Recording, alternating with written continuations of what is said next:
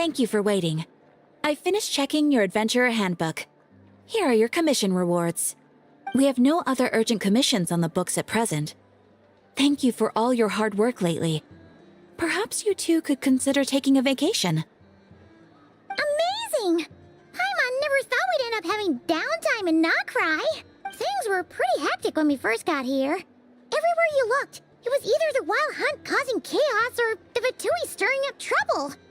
It felt like this whole region was one giant slime in a barrel, ready to go boom at any moment.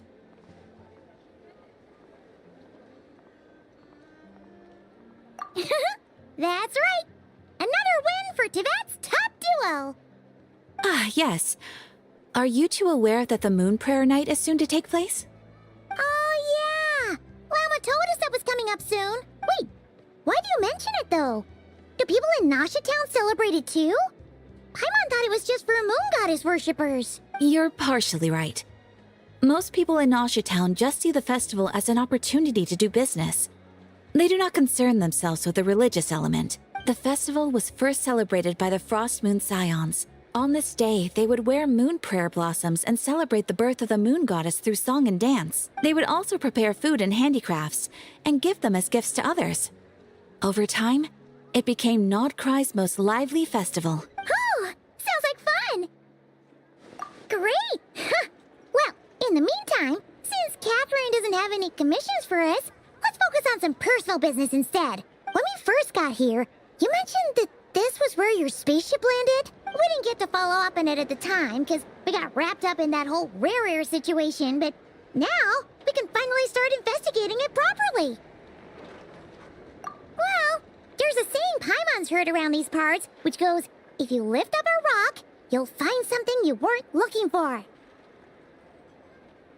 By that logic, you'll never find what you're looking for while you're searching, but the moment you stop looking, it'll jump right out at you. Could be worth a try though, right? Anyway, Paimon suggests we focus on other stuff we want to do for now, and just keep an ear out for spaceship-related intel as we go.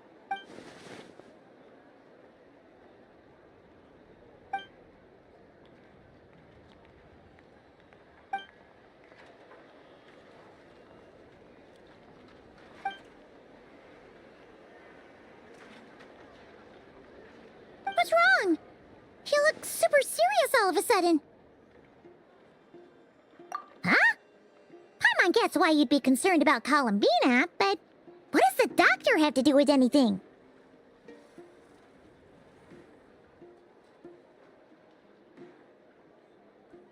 Oh, that's true. And now that you mention it, we're definitely overdue for a showdown with the Vatui. It is weird that he hasn't shown himself this whole time. What could he be up to?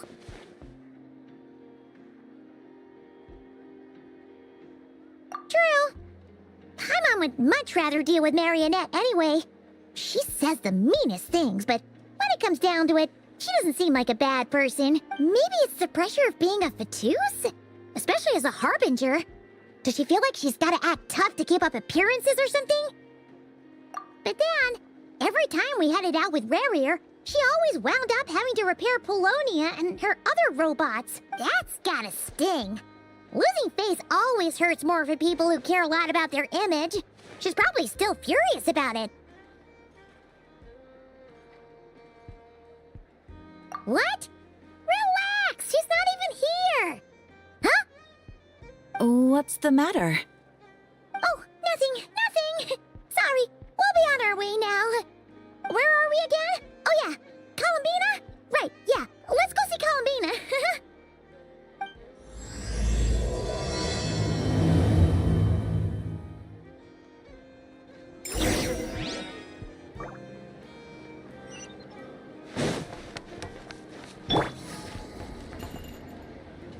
Natland specialties are the best in the world.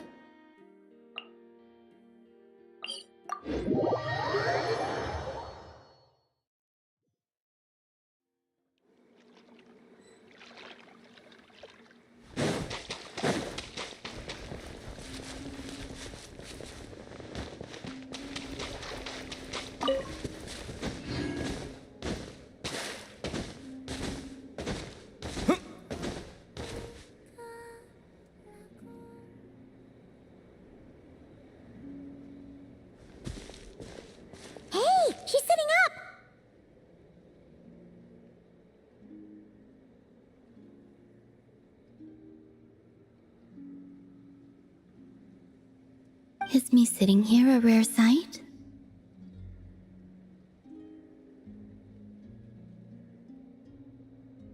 No, we just thought you'd be resting.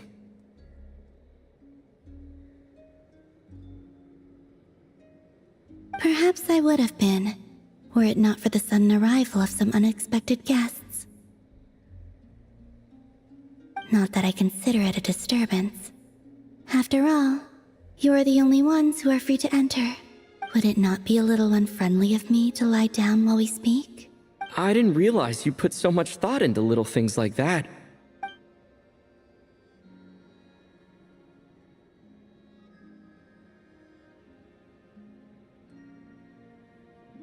Only sometimes. There have been moments lately where I think about you and your companions. They are warm, mysterious, and cozy memories. Very few of my past memories are anything like that. They say that travelers return home bearing bags full of souvenirs. But my luggage was empty, and I believed it would stay that way. Return home? So, you're still planning on returning to the moon? Yes. This planet continues to reject me, reminding me that I do not belong here. If I remain in Teyvat, there will come a day that I disintegrate. And I don't mean reduced to dust, or turned into food for the flowers. I mean, I will cease to exist entirely. Alright then. Well, we're sure gonna miss you. But it sounds like we'll have to say goodbye. How do you intend to return? The moon prayer night is soon to arrive. On that day, the moon will be closest to Teyvat. The Kuvaki in this land will reach its peak at that time. I merely need to grasp the tide, and with relatively little effort. Oh, Paimon gets it! It'll work like a slingshot! You make it sound like she's gonna get blasted up to the moon. If I did that, I suspect I would crash into the false sky. I will be using a much gentler approach. But I do like the analogy. It's fun. You see? She gets Paimon's sense of humor. In the blink of an eye, the time has come to part ways. It does feel that way, doesn't it? Time seems to fly fastest when you are enjoying it. I have always thought of myself as a wanderer on this earth, and it has never expressed any desire to keep me here. Yet, just as I plan to depart, it tugs at my arm. Is this a gesture of affection? Or is the world mocking me? Oh, were you hoping I can answer that? Yes, you are a traveler, so you must have a lot of experience in this area.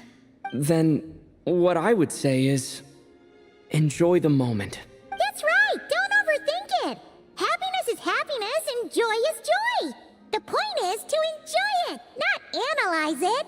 I see. Then what I would say is, even though I am very tired right now, I am still happy. I can't tell from the tone of your voice. Oh, really? You don't think I sound happy? I'm just kidding. I could tell you were in a good mood today from the moment we saw you. Ah, a joke. Albeit not a funny one. Anyway, I assume you're here about you-know-what. Give me your hand. Actually, it's not that. There's something else we wanted to discuss with you. Oh. Then, do you still want to give me your hand? Or not? Sure.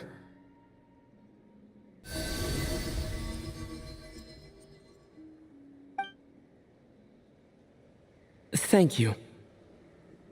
So, I've heard that in the moon prayer nights of the past, people here would hold celebrations in the moon goddess's honor. Since you helped so much in our fight against the Rehir of Solnari, I think you deserve a farewell party before you return home. I haven't asked everyone else for their opinions on this yet, but I'd like to invite you to join the upcoming moon prayer night. I've never joined a moon prayer night before. I'm not sure what I would even do. Oh, don't worry about that! We take care of everything! All you need to do is show up. Of course, there's no need to force it if you're not feeling strong enough. It's just, this kind of felt like a golden opportunity. But they call me Kutar, and the Fatui have an arrest warrant out for me. I shouldn't appear in public right now. I'll make it work. You have my word. Yeah, we got your back. Well, he does. Paimon's actually not too sure what he's planning. All right, if you're sure. I will not refuse your invitation. I suppose it wouldn't hurt to pack a few more sights from this world into my suitcase before finally learning what my homeland looks like. Oh, if you see Lauma, please tell her that my answer to the question she asked me is neither yes nor no. Rather, it is, there is no need. That was kinda cryptic, but sure. Guess it's between the two of you. We'll pass along the message. Bye for now!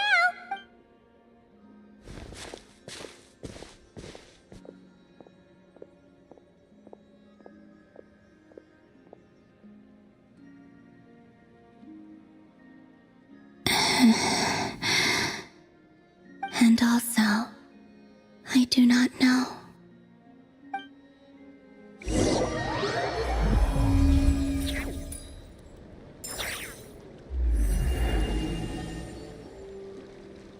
Since she's agreed to join the festival, let's go see who else wants to take part. Lauma's gotta be the person most familiar with the Moon Prayer Night. We should start with her. Also, what exactly is your plan to keep her safe? Not sure yet. I'll figure something out. What? Are you serious? And Paimon even gave you her vote of confidence back there! When did you become so sneaky?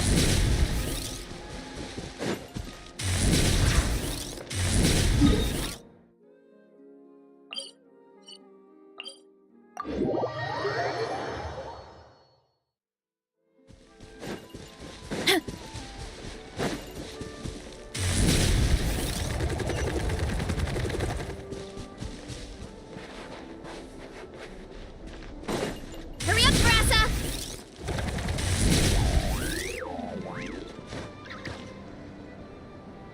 Hey, Lauma! It's us! Huh? Varka? What are you doing here? Beats me. I had a bit too much to drink last night, and when I woke up, I was on Hisi Island. Mr. Varka is helping to oversee Nasha Town's preparations for Moon Prayer Night. He is here to go over some details regarding the decorations and custom cloth designs. Right, yeah, that too. What do you mean, that too? Yes, celebrating this festival is a long-held tradition here in Nodcry. On this day, the crescent moon at the top branches of the verdant crest turns into a full moon, and the moon prayer blossoms bloom with a special radiance. Our people take these to be blessed omens. It's an especially welcome event coming off the back of all that nasty business with Rare. Everyone got put through the ringer recently, and now they're looking to turn their fortunes around. The big shots in town all agree that a big, lively celebration is just what we need to rebuild people's faith in this place. No wonder Catherine said that people weren't so bothered about the religious element. That's right. It's become more of a local custom by this point. The celebrations have little to do with whether the religious stories behind this event are true or not. Even the Frost Moon Scions are eagerly awaiting the coming of Moon Prayer Night, despite now knowing that their past beliefs were founded on a falsehood. That's fair. It's a bit like the Lantern Ride in Liyue. It's a chance for people to enjoy themselves, not debate the existence of the Adepti.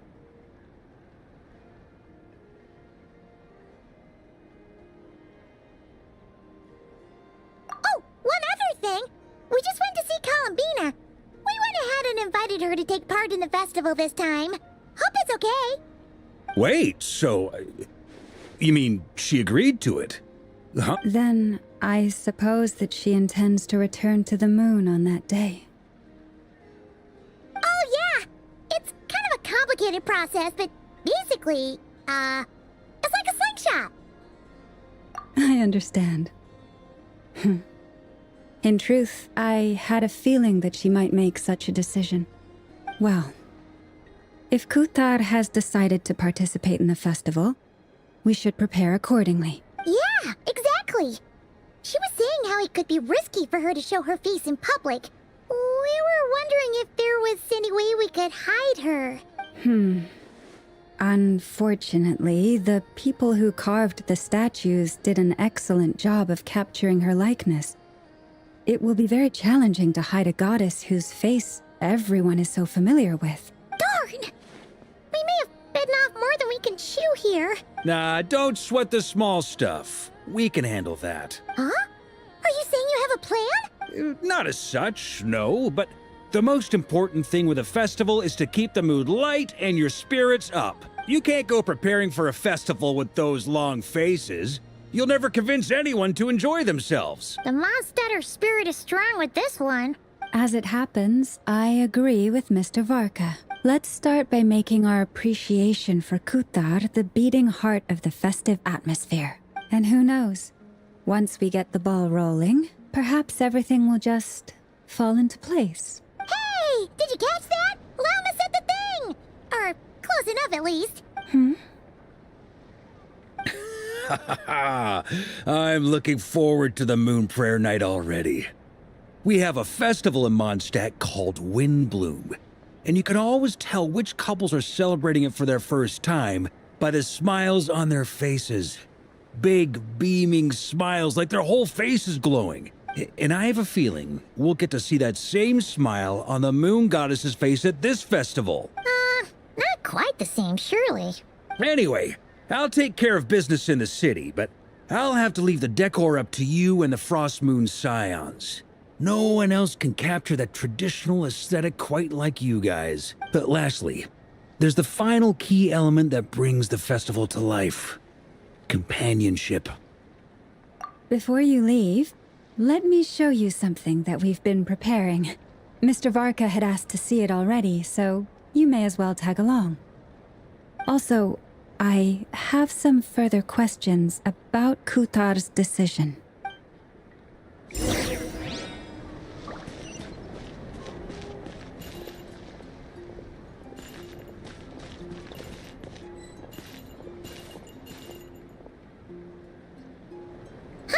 What's this?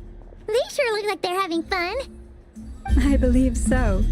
Kuhenki seem very skilled at playing drums like these, although I'm not sure where they learned it from. Maybe it's an innate talent? In their eyes, they're probably just playing with toys. Wanatar! You want to play too? Yeah. She looks more confused than anything. Maybe we can teach her next time if we get the chance.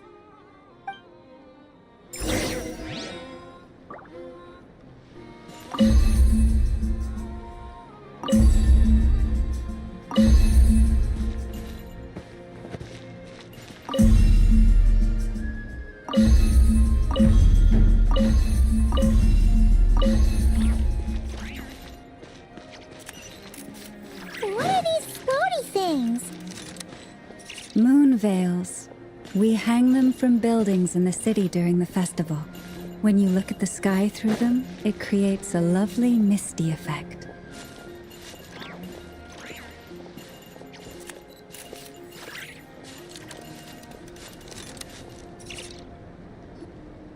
Everyone seems hard at work.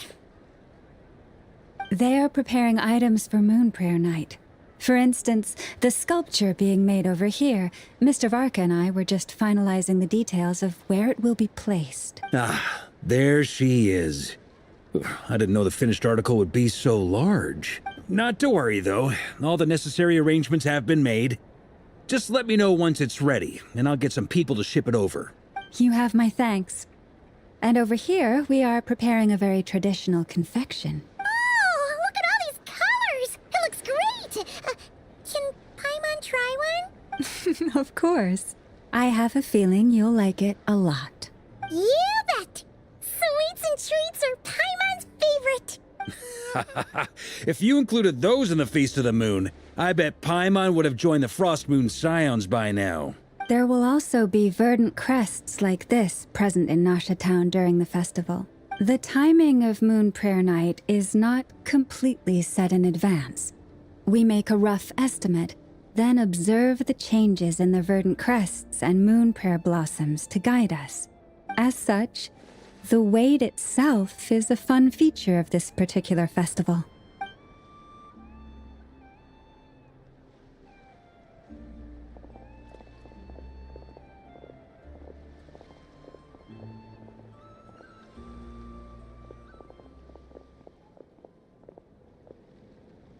Let's talk here.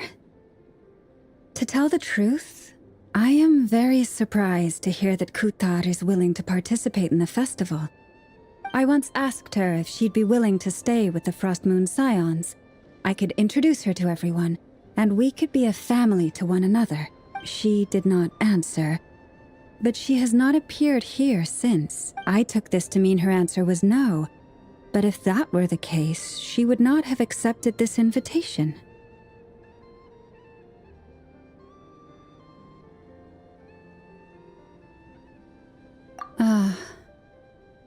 I see. Maybe she is right. Maybe the Frost Moon Scions of today no longer need a moon goddess. But my wish was not for her to come here and be worshipped as a deity. I simply wanted to offer her a place to stay. I'm sure she believes that showing herself here might invite Fatui intervention, and as such she does not wish to cause us trouble. But what really pains me about all this is that this is her birthplace. She ought to belong here, yet no one has been able to grant her shelter. I think I'm qualified to weigh in here. When someone's about to depart on a long trip, what they need is blessings, not burdens. We should wish her the best, not make the journey harder than it already is. Anyway, she's agreed to attend, hasn't she? All we need to do is simply respect her decision. I see your point. Yes, she will soon depart after all. Our job is to leave her with some happy memories. Besides, who's to say her journey to the moon is a one-way trip? It's not like she can't come back and visit if she wants, right? Paimon agrees wholeheartedly. Festivals are all about having fun, so let's keep it simple. All right, I'm gonna head back to Nasha Town soon. Want to come with? I'm guessing you have some other folks to visit there. Sure thing, let's go. Bye for now, Wilma. Thank you all. Goodbye.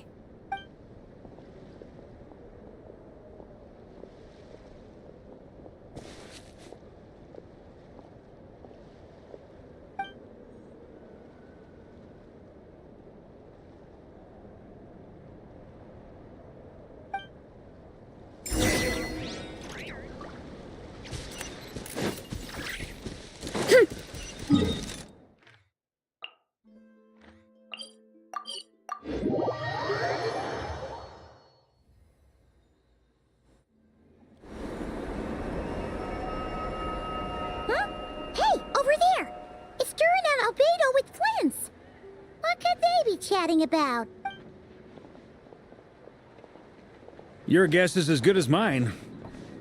Ah, Grand Master, and the Traveler and Paimon. Hello there. It's been a while. Perfect. We have some new volunteers for our investigation. Wait, let me guess.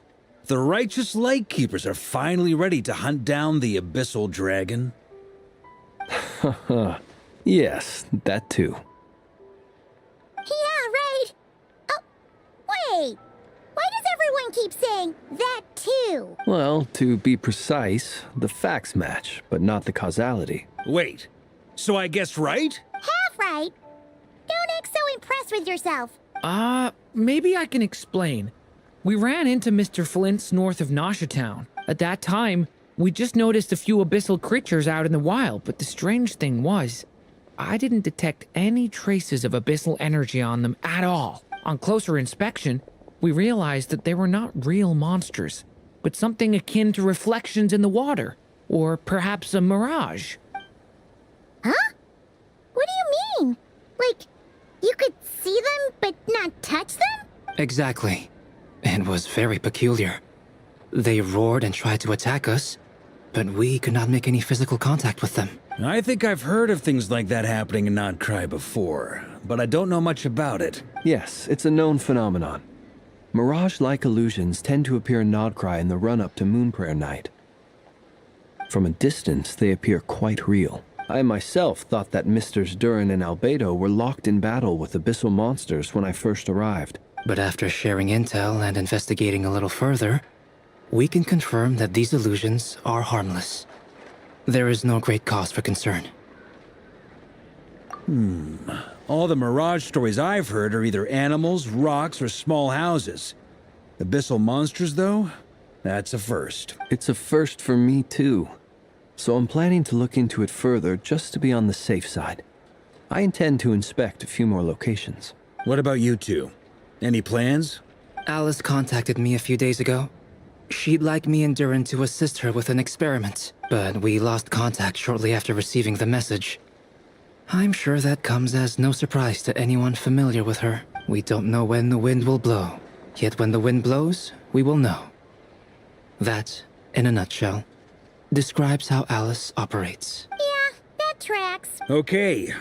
Well, I suggest we investigate this Mirage business in the meantime.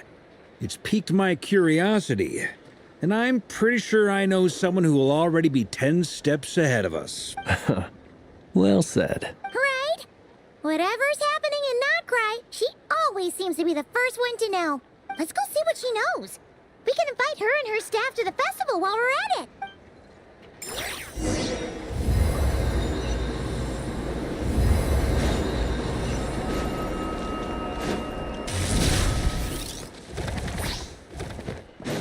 Hurry up, Brassa!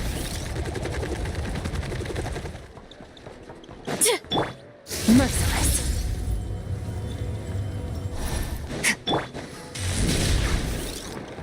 Running late again.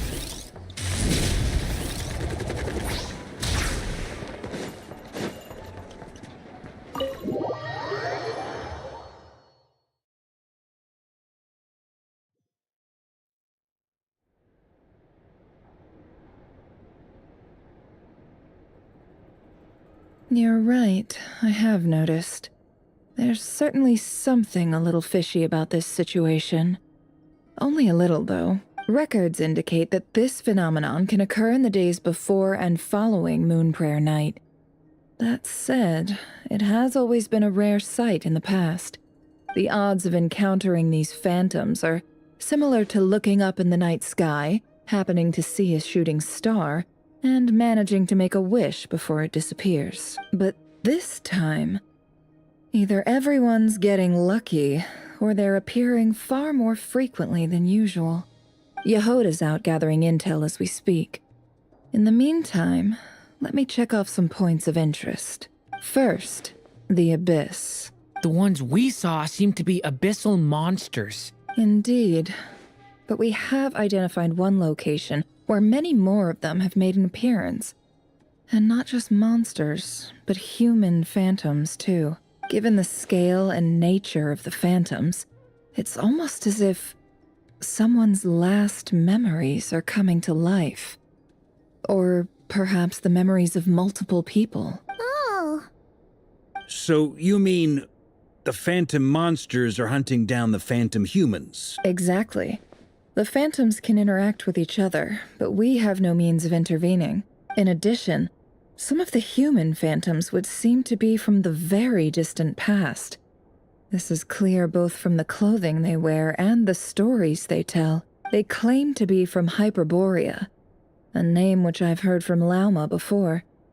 If this is true, it means they must be from 6,000 years ago. Did Paimon hear that right? 6,000 years? It sounds like this merits further exploration. That'd be a big help. I'll leave it with you, Albedo. My knowledge of ancient history is non-existent. I used to doze off every time the pre-Knights of Favonius era came up in class. It's quite a miracle that you were able to understand these phantoms' speech, given how long ago they lived. I suppose you're right. But I'll leave the archaeologists to ruminate over that conundrum. As an intelligence broker, My sole interest is in the value of the information I gather, which, in this case, hopefully means earning myself some good favor with our dear Lady Moonchanter. So calculating. Whew, this intel broker logic always catches Paimon by surprise. Sounds to me like we could split the work up. I think the abyssal phenomenon is best left to Albedo, Flints, and me. Agreed. It coincides with my duty as a lightkeeper. For my part, I'd like to understand the abyss better. Even a little knowledge would go a long way. This is certainly a rare opportunity to study the abyss. But even rarer, perhaps, is the chance to make contact with the ancients. The Curatorium will take the lead on investigating the Hyperboreans. We put in the work to learn what we know so far. It seems only fair that we get some quantity of exclusive intel. That just leaves our trusty team of 2 unassigned.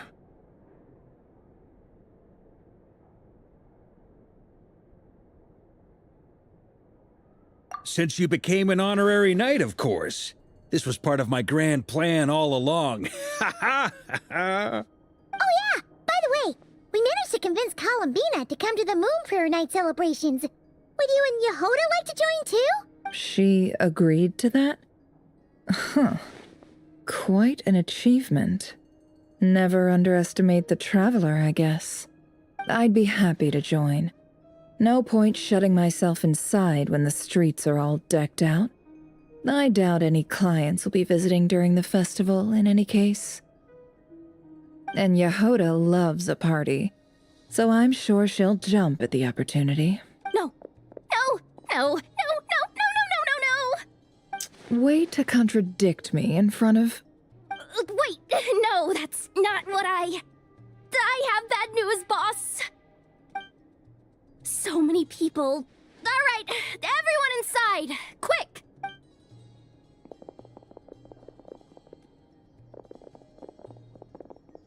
This is gonna sound crazy, but hear me out.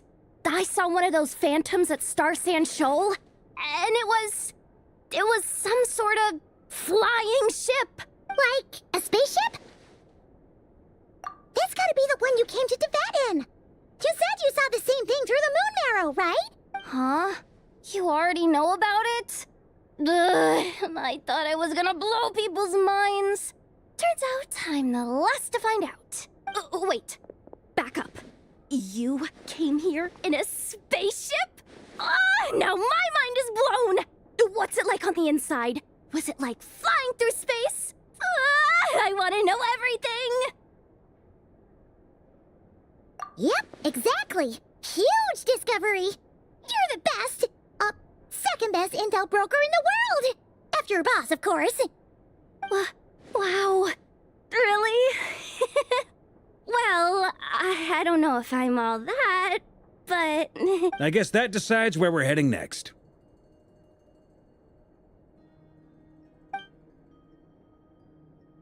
Come on, don't look at me like that. I know the spaceship doesn't have anything to do with me, but you don't want to leave me as the only one twiddling my thumbs, do you? Please? Fair enough. You can tag along. In that case, let's meet back here to discuss our findings once we're done. I wish everyone a productive investigation. You too.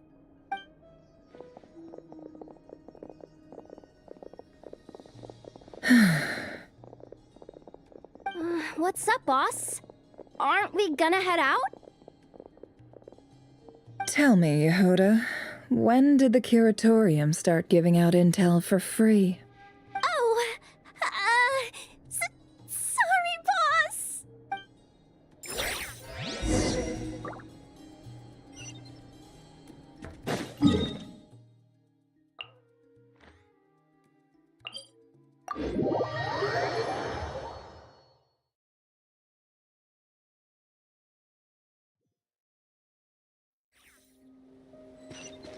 Time to roll.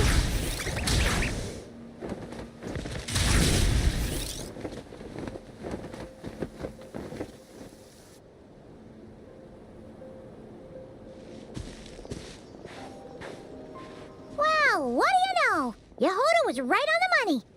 This Phantom really is your spaceship. But that's so weird. Why would it show up here? Is it some kind of projection?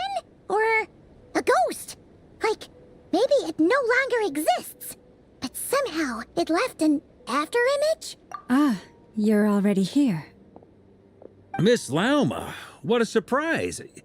I thought you were busy with festival preparations. I was, until one of our people informed me that a strange sight had appeared at Starsand Shoal. No one's ever seen something quite like this before. I thought I should see it for myself. Same here. Oh, so we heard that these things appear around the festival period. Any idea why that is? Unfortunately not.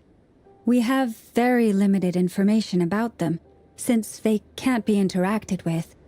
And no human phantoms have ever made an appearance before now. The most we've been able to deduce is that these sightings appear to be connected to the increase in Kuvaki energy around this time. Yeah, seems like that's all we can do. This is all so confusing. Allow me to lend you a hand.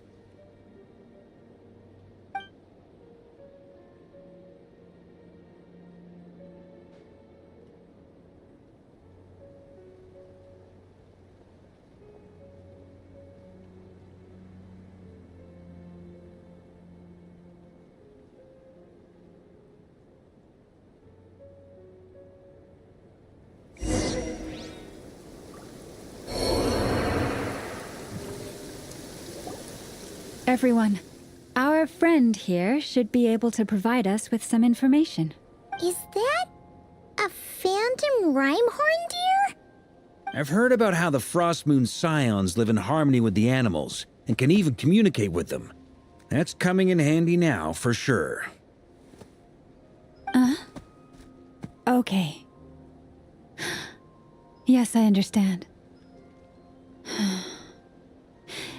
Then how about this?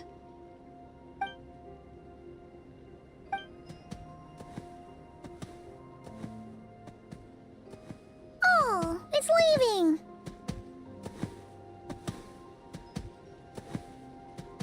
It appears to share our curiosity about this giant spaceship, so I asked it if it wouldn't mind investigating along with some friends. In return, I told it about some nearby spots where the wild fruit grows abundantly. We may live in a different era from these phantoms, but I trust that the terrain, climate, and ecology here are more resistant to the effects of time than some things are. Let's give them a moment and hope for the best.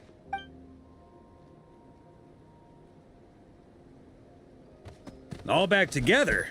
Must have been a lot of fruit. Indeed. Now let me ask them some questions.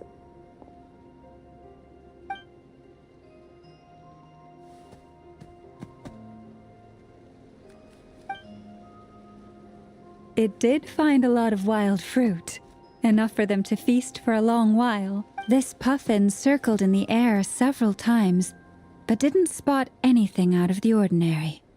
Certainly nothing to do with the spaceship. Huh. Well, it definitely makes sense to get a bird's eye view.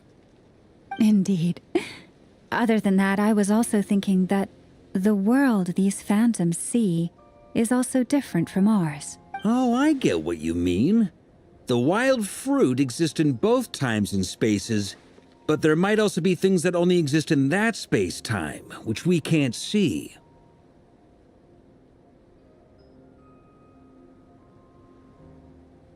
Good point. Great thinking, Lauma. Blunthorn rhinos can use Kuvaki to shift great rocks, but this one says it couldn't get that ship to budge by even an inch. The sniffer mole tried too, but despite being a skilled digger, it could not get through. They say that the spaceship looks robust and undamaged. It seems completely impervious to any and all attacks. Whatever lies within is well defended from harm. So, just like us humans, there was nothing they could do about this spaceship either. Yes. Still, they deserve our thanks. We are grateful for all your efforts, dear friends. Now go, and enjoy your feast. I've noticed some other human phantoms gathered nearby. Come on, let's go talk to them.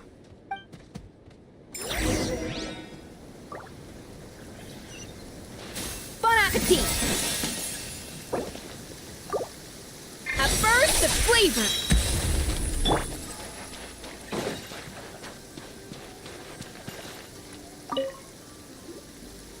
What is this thing?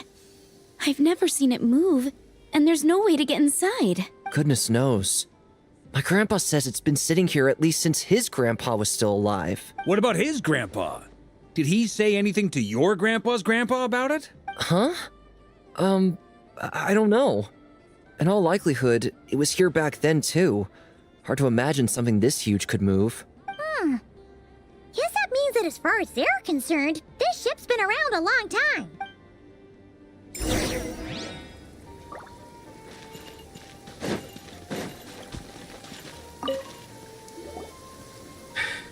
Come on, brothers. If we can get even a small chunk off of this thing, it's gotta be worth a fortune. Today is the day we strike it rich. Huh? You mean Paimon? Yes, brother, I shall join you. Let's make our fortune. We should go with them. What the? This thing is crazy tough. I can't even scratch it. What's it made of? Sorry, brother. Looks like we'll have to seek our fortunes elsewhere. Enjoying yourself? I was just seeing if I could influence this phantom's perception by playing. But nope, no dice. I'm sure we're all starting to build up an idea of what's going on here now that we've spoken to some of the people. These phantoms are reenacting real historical events in Nodcry. It's almost like we're in some kind of interactive stage play. We can talk to the actors, but the plot is fixed and we can't influence it. It makes sense. History is set in stone. The objective facts of the past cannot be changed. Paimon totally thought you were just goofing around earlier. But actually, you were doing some serious investigating. Of course I was. Anyway, at this point, I think we're forced to conclude that although the Phantom spaceship is right there in front of us, we aren't going to learn much about it from these people.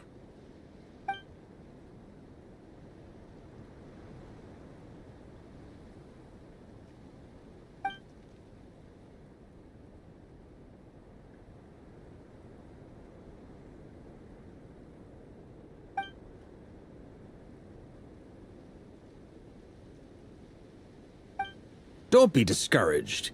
If nothing else, this is proof of the ship's existence. And think about it. So many people tried to hack their way inside, but no one could get the door open.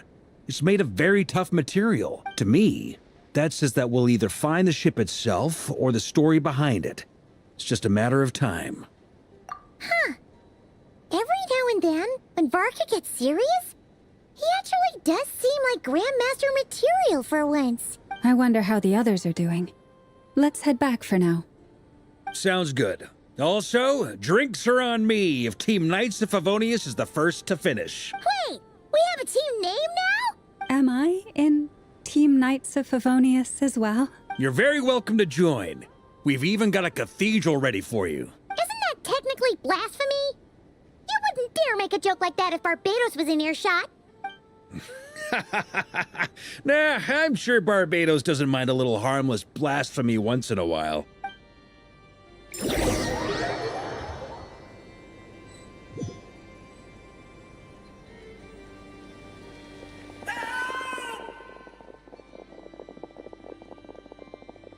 Oh, no!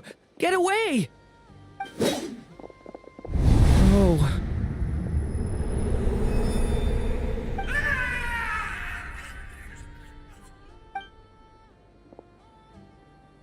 I know it's hard to stomach, Mr. Duran. But as I'm sure you've noticed, there is nothing we can do to intervene in that which unfolds before us. But we have to at least try. And try you have. But are you aware of how many unsuccessful attempts you've made now? I wasn't keeping count. I'm afraid this is the 39th failure so far. Or the 5th if we're only counting this particular victim. There are no indications that these phantoms may be altered in any way. You seem to have calmed down a little. I'll make us a fire. You should rest and have some water.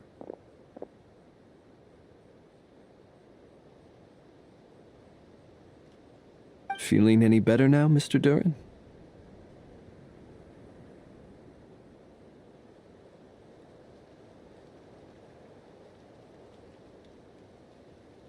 May I ask a few questions?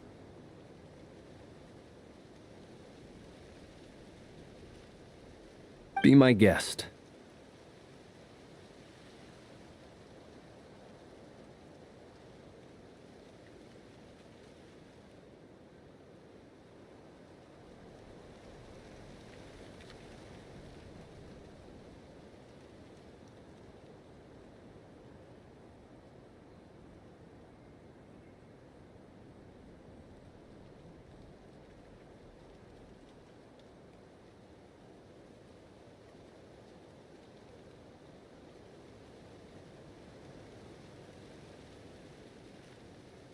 What exactly are we witnessing here? What happened to those people? My guess would be that we are seeing Nodcry during the Conrian Cataclysm. Would that be accurate? Conria. That is correct. As you know, once the Abyss senses even the tiniest crack, it floods in and spreads like wildfire. There was a time in the distant past when it permeated all of Nodcry, causing immeasurable harm. The people paid a terrible price to heal this land. Then 500 years ago, the whole of Teyvat suffered an abyssal disaster. Once more, Nodcry was dealt a devastating blow. I see. In the face of the abyssal onslaught, all were like grains of sand tossed around by a tidal wave. Be they human, Fae, or God. The moment you witnessed is but one drop in a whole ocean of catastrophe. All right. I guess that answers my second question, too. I wanted to know why there's nothing I could do to help them, and that's because what we are seeing is history. That would be my guess as well. As I understand it, history and fate are not all that dissimilar. The latter may be unseen to us, but both are immutable. Yes.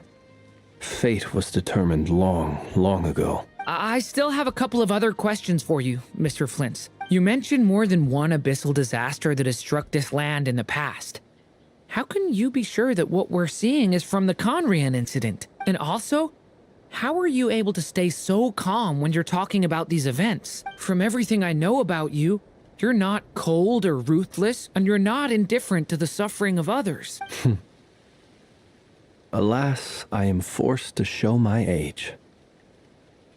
I must be 600 or 700 years old by human measure. Wait, so you... One is not easily moved by history when one has witnessed the truth firsthand. I'm sorry. You needn't apologize. Your passion is a good thing to have. Treasure it, because someday you may find it in terribly short supply. Now, at the risk of offending you, I have a question in return. Your curiosity toward the Abyss, is it born from hatred or because you sense its call? I only ask because I kept a fragment of Rarir's body in my lantern for a short time. Specifically, his heart. So I know what a burden it can be to carry the Abyss with you, and I hear its power growling from somewhere within you. In my eyes, your mere existence is a miracle. My honest answer is... I don't know. I don't think I have the confidence to say for certain. What I will say is the Abyss is not the only issue that haunts me. Even before I became who I am today, the question dogged me constantly. Should I even exist at all? My doubts remain unresolved. But when we fought Rarir, something became a little clearer to me. Sometimes it is the darkness within us that allows us to achieve the impossible. I certainly got the sense from your 39 attempts that you were trying to achieve the impossible. It sounds like you've resolved to see the truth for yourself. Absolutely. In that sense, he and I are quite similar. Then I wish you every success. I look forward to the day of your transcension. Well, if everyone's caught their breath, I suppose we should head back. Oh, and one last thing. I'd appreciate if you kept our discussion about history a secret.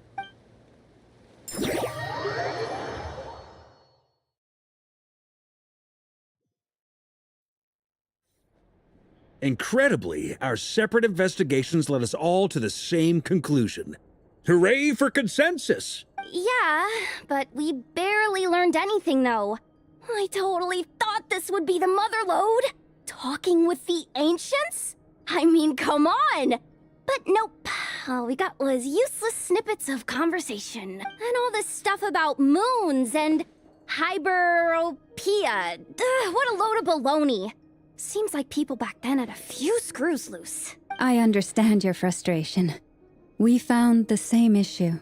Each phantom only showed a very brief moment in time. There isn't much value to be found in these miscellaneous fragments of a civilization's history, no matter how glorious it may have been. If there's a silver lining, it's that these phantoms are harmless to the present reality. They shouldn't get in the way of the festivities. Paimon agrees. And not just because it's the first thing she understood in this whole conversation. You look disappointed, Nefer. Is something the matter? What do you think? We all worked our tails off, but the only one to gain anything from it was you, Lady Moonjanter. Well, please do share the Hyperborean records with me. I will gladly inscribe them in our people's documents. Oh, duh! Yeah! That was it! Hyperborea! Hyperborea. I'm serious. Only an expert in the Frostmoon Scions and their history can turn these records into valuable research material. The alternative is to let them gather dust on the Curatorium's storage shelves until the pages turn yellow. Nefer, you're wise enough to know that cooperating and sharing the profits is the best course of action here. Well, that goes without saying. Sure, let's do that. Huh? But didn't you say we aren't supposed to give out intel for free? Sorry. Shutting up. Now is not a good time to push Nefer's buttons. Anyway, back to Moon Prayer Night. I'm thinking that we should prepare something a little special, aside from the usual decorations and so on. You mean a parting gift? Can't go wrong with food. Although, does food go bad on the moon? Perhaps a lantern would be a better choice. It might be dark up there. It could prove difficult to light a lantern on the moon. Magical stones might serve that purpose better. What about a clockwork mecha model from Fontaine? I've got a whole bunch at home. I use them for fighting practice in my free time. None of these sound like things she would be even remotely interested in. But we don't interact with her enough to know what she likes. Yeah. It would really save us the guesswork if someone could find out what she's into. Wait, what the? Traveler? They're all looking at you.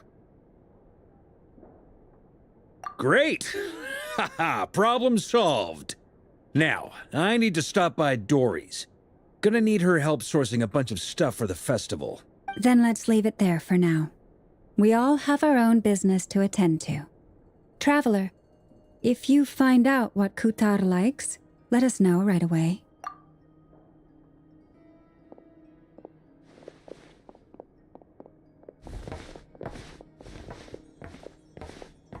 Is something the matter?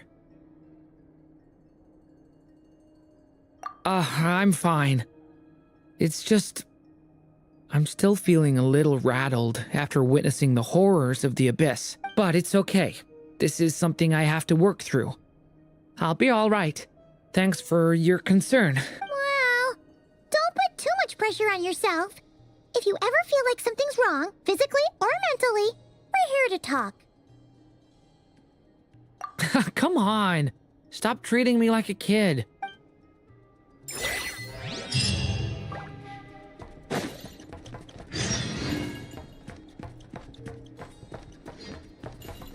which is why we need a lantern guaranteed to work on the moon. Yes, I have a few ideas, but the lantern itself is the easy part. The real issue is how little we know about the lunar environment. Wait, you two are serious about this? Let's just say I'm intrigued by these shining magical stones that Mr. Albedo has mentioned. Could you do me a solid and try to smooth things over with Boss Neff?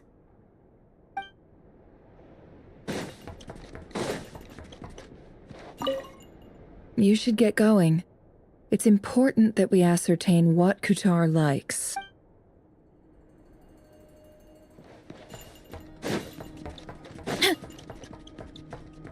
Miss Lauma, would you accompany me into town?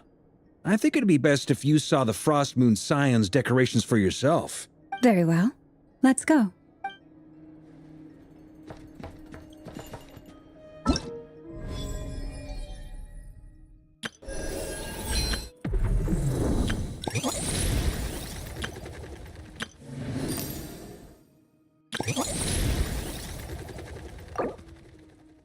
Hey! It's a flyer for a competition! The Dragonspine International Cross-Country Challenge. Huh! Never heard of this before.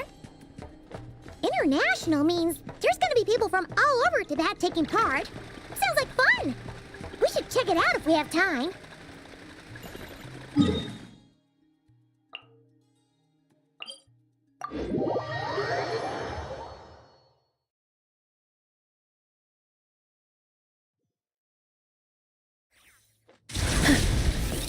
Hurry up, Brassa!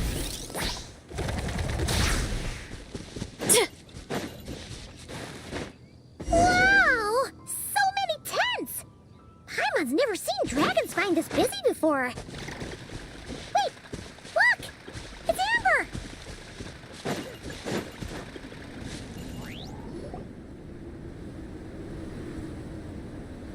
Hey there, Amber! Honorary Knight, Paimon! Sorry, I was chatting away and didn't even notice you arrive. It's so good to see you again. Oh, I was just discussing competition stuff with Mr. Hines. So what brings you to Dragonspine? Not a commission, I assume? Nope. We just saw some cool flyer and thought we'd come see what all the fuss is about.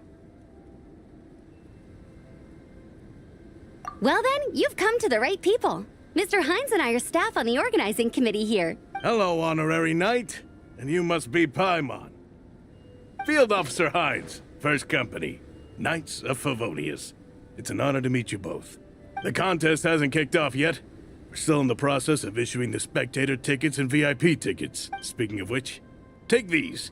We reserved a couple of VIP tickets for you. You're welcome. You mentioned an organizing committee. Is that for the Dragonspine International Cross Country Challenge? That's what we saw on the flyer. Yup, the organizing committee is a joint effort between the Knights of Favonius and representatives from Springvale. More specifically, Hines and I are in charge of registrations and security, while the Springvale team is responsible for refereeing and support. So any problems, just come find us. We're here to make sure all contestants and spectators have an enjoyable experience. This is the biggest contest of its kind we've ever had. A lot of international contestants have signed up, even some from Natlan. It's sure to be an exciting few days. Oh, Natlan? I think I know who you mean. If we're thinking of the same team, there's this one contestant with pink hair and a really impressive pair of horns on her head. Also, she has a huge appetite. A lot of the staff really enjoy dining with her. The way she relishes her food, it puts everyone else in the mood to eat too. Then there's the girl with the stripy yellow and black tail. It's so fluffy and cute. But she seems